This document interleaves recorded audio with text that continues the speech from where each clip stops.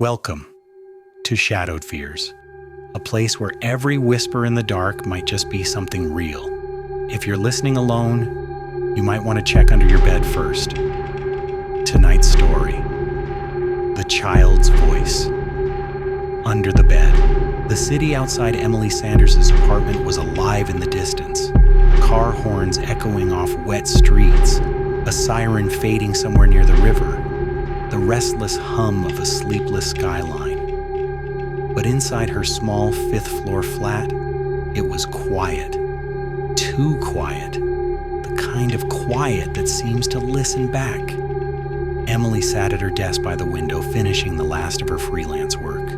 The glow of her laptop painted her face pale blue, and beside the keyboard sat a half-empty mug of coffee that had long gone cold.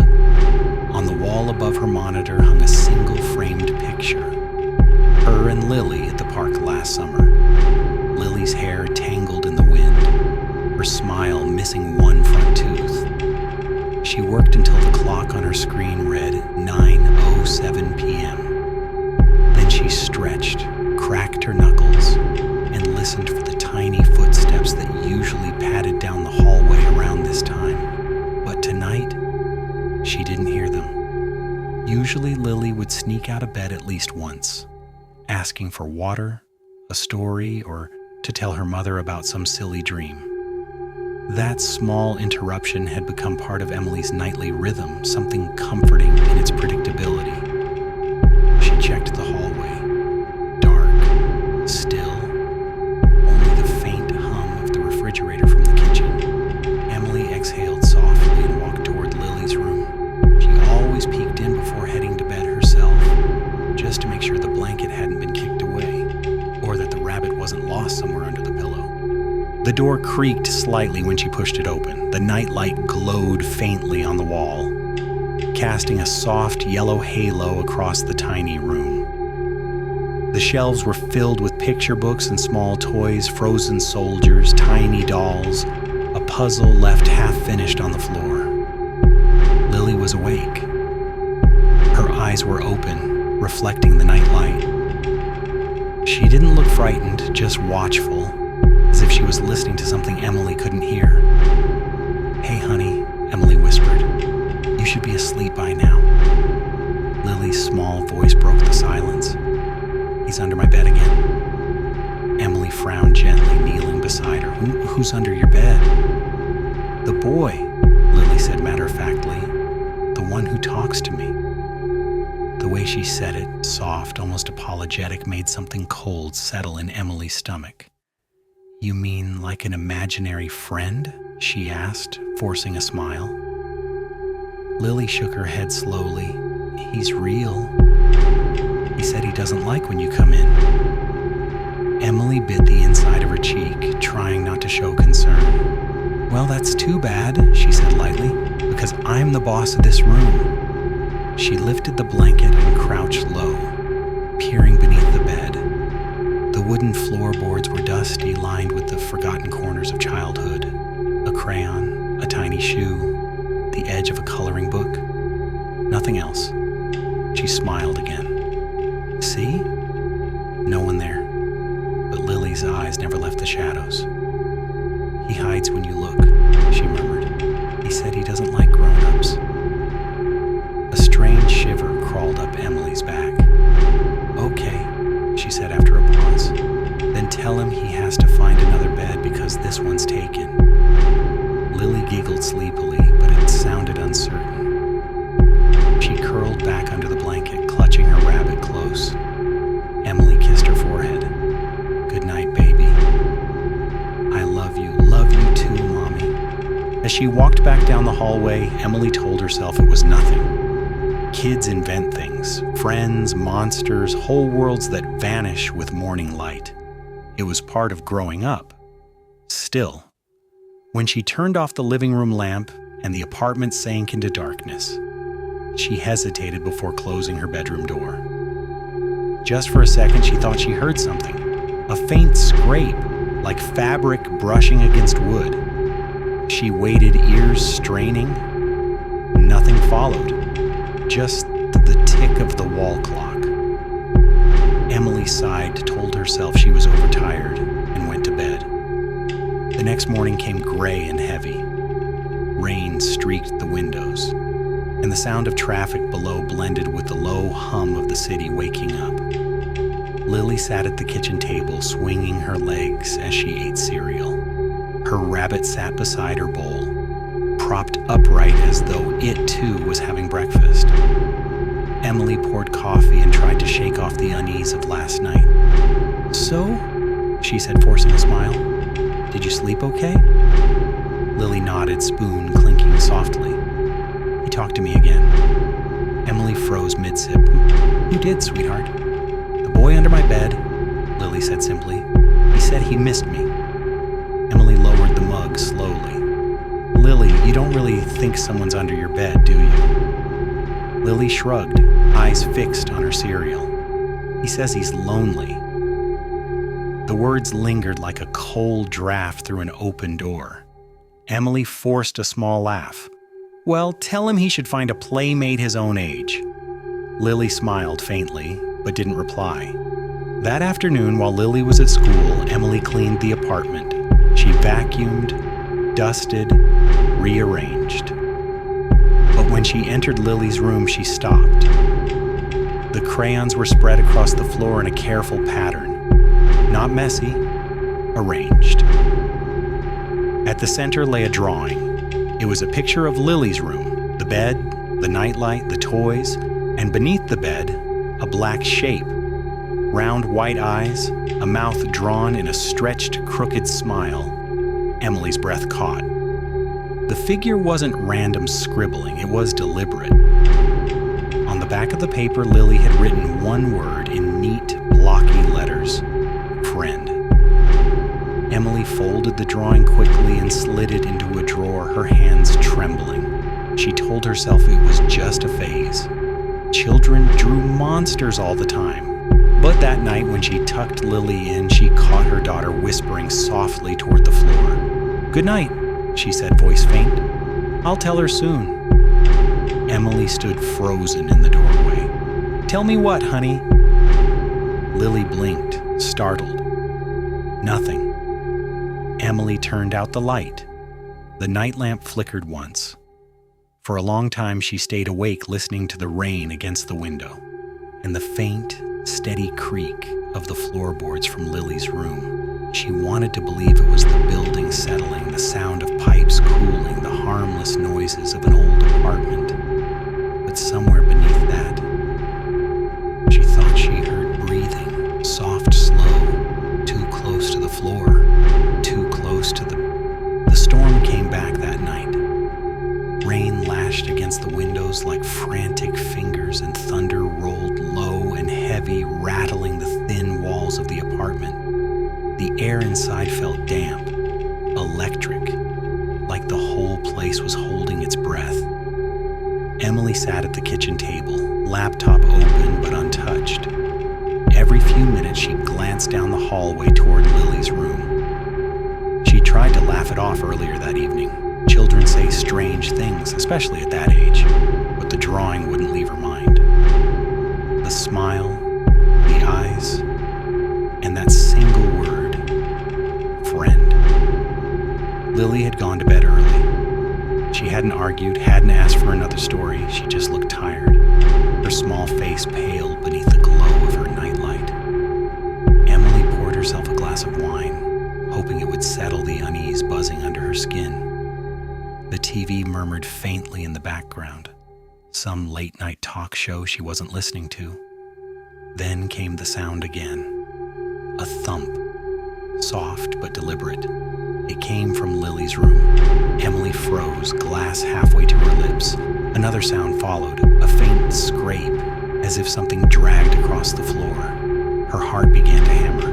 "Lily," she called out softly. No answer. She rose, every instinct telling her to stay where she was, but the maternal pull won. She walked quietly down the hallway, the floorboards creaking beneath her bare feet. The door to Lily's room was slightly ajar. Emily pushed it open. The nightlight flickered. Shadows moved across the walls in the shifting glow. was sitting up in bed, eyes open wide, staring toward the floor. Emily's voice trembled. "Sweetheart, what are you doing awake?" Lily didn't move. Her lips parted slowly. "He wants to meet you now." Before Emily could respond, something under the bed shifted.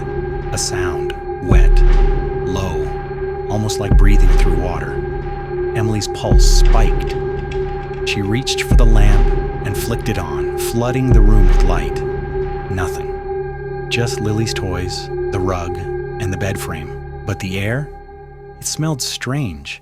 Damp, metallic, like earth after rain. Emily forced a shaky laugh. "Honey, it's okay. You just had a bad dream." Lily shook her head. "He said you don't believe."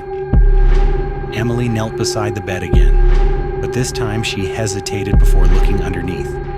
Something in her body screamed not to. Still, she forced herself to do it. The shadows under the bed seemed thicker than they should have been, too dark even with the light on.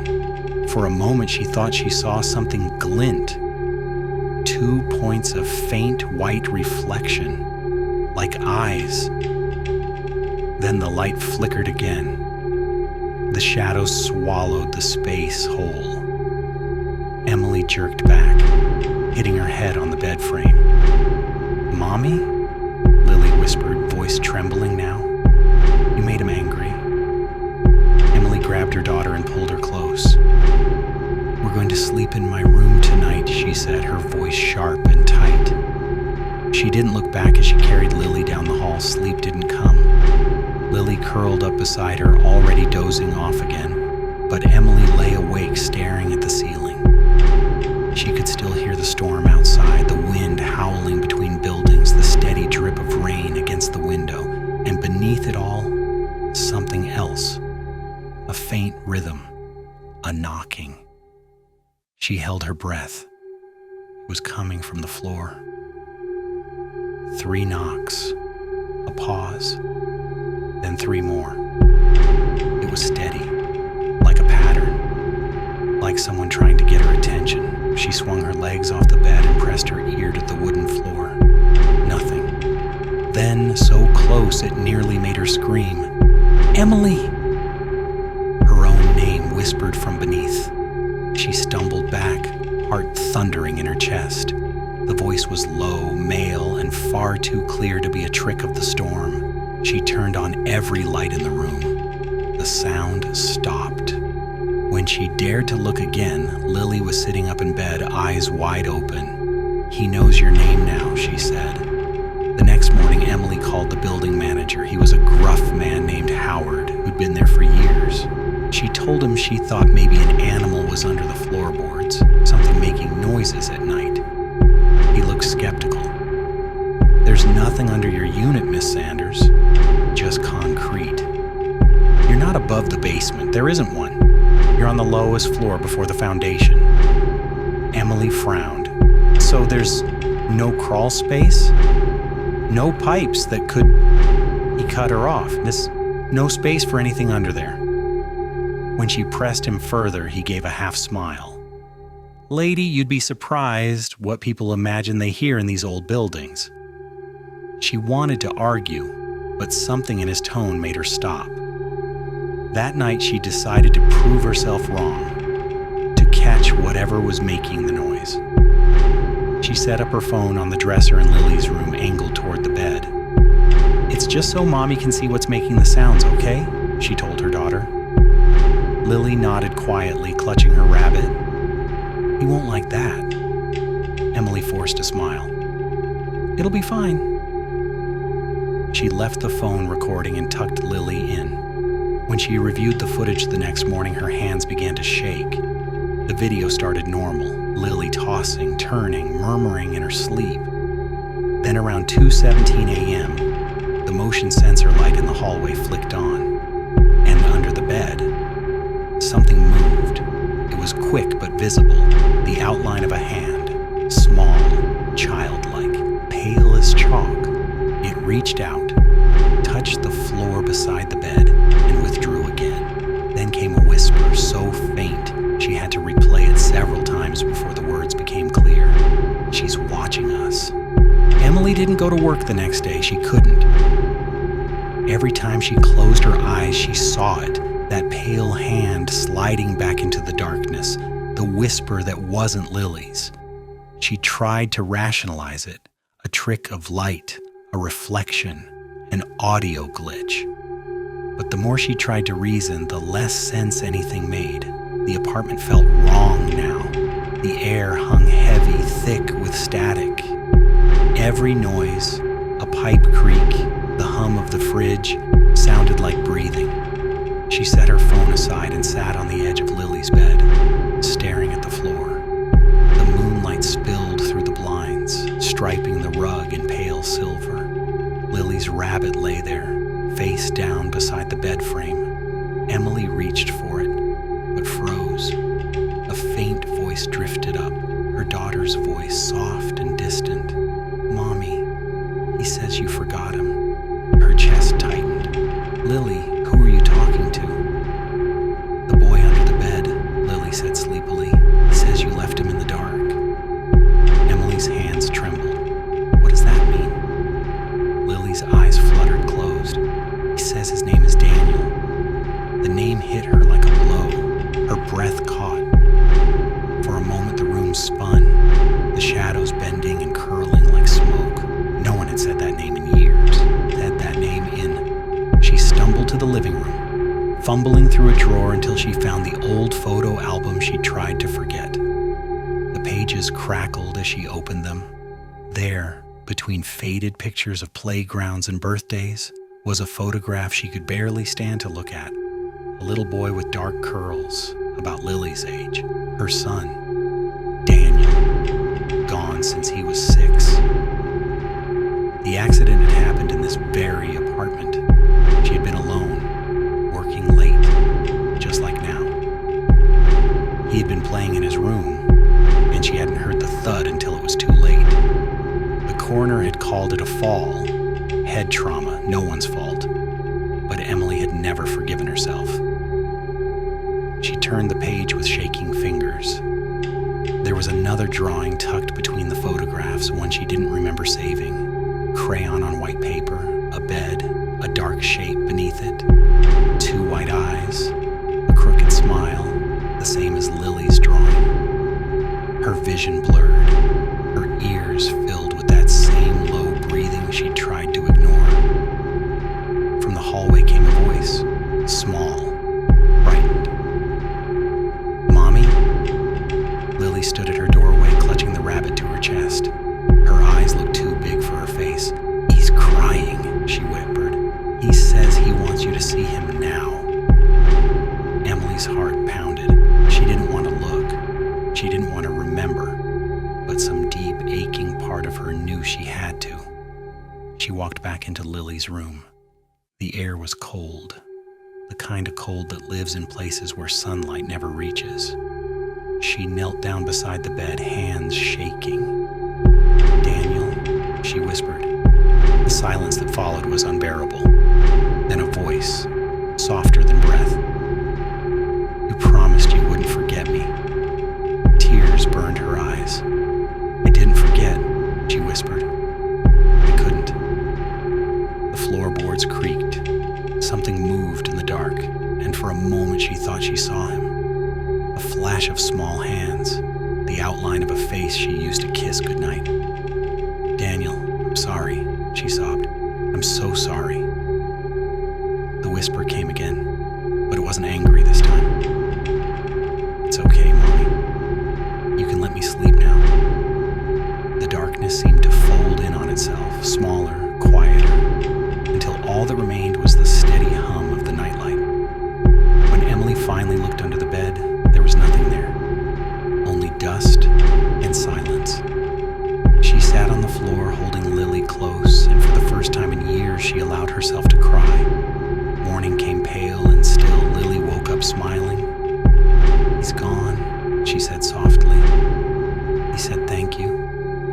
Emily brushed a hand through her daughter's hair and nodded. "I know, sweetheart." That night, the apartment was quiet again. Truly quiet. Emily watched the moonlight fade from the wall and whispered into the silence, "Good night, Daniel." And somewhere, deep below, where forgotten memories sleep, she thought she heard a child's laughter fade peacefully into the dark. You've been listening to Shadowed Fears. Sometimes the monsters we hear in the dark aren't real, but the guilt that summons them is.